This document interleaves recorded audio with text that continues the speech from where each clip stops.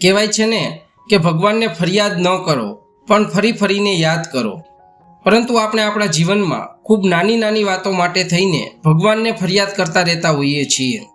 તો હું દિનેશ રૈયાણી આવી જ એક વાત હું આપની સાથે શેર કરવા જઈ રહ્યો છું. એકવાર એક સજ્જન પુરુષ ટ્રેનમાં સફર કરી રહ્યા હોય છે. તેણે ડબ્બામાં એક માજીના રડવાનો અવાજ સાંભળ્યો. તેથી તેઓ માજી પાસે ગયા અને પૂછ્યું કે તમે શા માટે રડો છો, તમને શું તકલીફ છે? તે માજીએ પોતાના હાથમાં રહેલું એક કવર તે સજ્જનને આપ્યું. સજ્જને તે કવર ખોલ્યું તો તેમાં 4 પેંડા, એક 200 રૂપિયાની નોટ અને એક સુગંધિત કાગળ નીકળ્યા.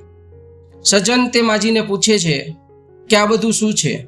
ત્યારે માજી તેના જવાબમાં કહે છે કે હું વૃંદાવનમાં બાકે બિહારી કનૈયાના દર્શન કરવા માટે ગઈ હતી. ત્યાં ખૂબ ભીડ હતી, તેથી મારે ઘણો સમય સુધી લાઇનમાં ઊભું રહેવું પડ્યું.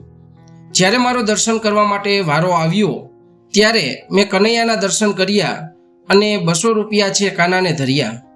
તે વખતે પૂજારીએ મને એક પેંડો પ્રસાદમાં આપ્યો. એટલે મેં પૂજારીજીને કહ્યું કે મેં 200 રૂપિયા મૂક્યા છે તો મને 2 પેંડા તો મળવા જોઈએ. તેના જવાબમાં પૂજારીજીએ મને કહ્યું કે નહીં, પ્રસાદમાં એક જ પેંડો આવશે અને તમે આગળ વધો કે જેથી દર્શન માટે પાછળના લોકોનો વારો આવે. મેં ગુસ્સે થઈને તે એક પેંડો પણ પૂજારીને પાછો આપી દીધો અને ત્યાંથી આગળ જઈ એક જગ્યાએ બેસી અને હું કનૈયાને ફરિયાદ કરવા લાગી કે કાના, આ તારું કેવું ધામ છે કે જ્યાં દર્શન પણ સારી રીતે થતા નથી, જ્યાં પ્રસાદ પણ ઢંગથી મળતો નથી. એટલામાં જ એક નાનકડો છોકરો મારી પાસે આવ્યો અને મને કહ્યું કે મૈયા, આ મારું કવર સાચવશો? મારા હાથ ગંદા છે તો હું ધોઈને આવું. ઘણીવાર થઈ પણ તે છોકરો ન આવ્યો. ત્યારે તે કવર ખોલીને મેં જોયું તો તેમાં 4 પેંડા, એક 200 રૂપિયાની નોટ અને એક સુગંધી કાગળ હતા.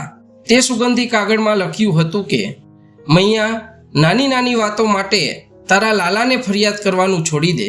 મિત્રો, વાત ખૂબ નાની છે પણ આપણને જીવનમાં ઘણું બધું સમજાવી જાય છે. જય શ્રી કૃષ્ણ.